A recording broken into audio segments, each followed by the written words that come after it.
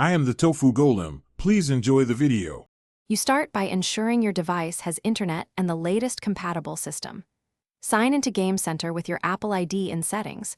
Once done, enable Game Center and choose a public nickname. Make sure to allow any background data or cellular access so games can reach Apple servers. If you use multiple devices, confirm the same Apple ID is active across them.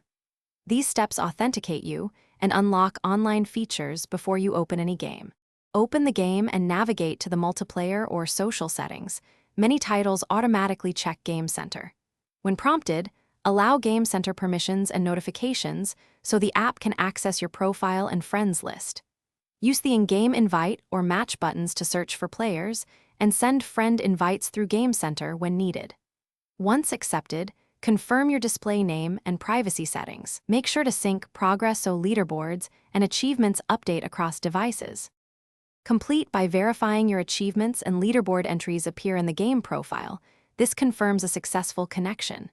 If things stall, sign out of Game Center and sign back in to force a fresh authentication. Once done, restart the game and device if necessary. Make sure to check Apple's system status if network problems continue.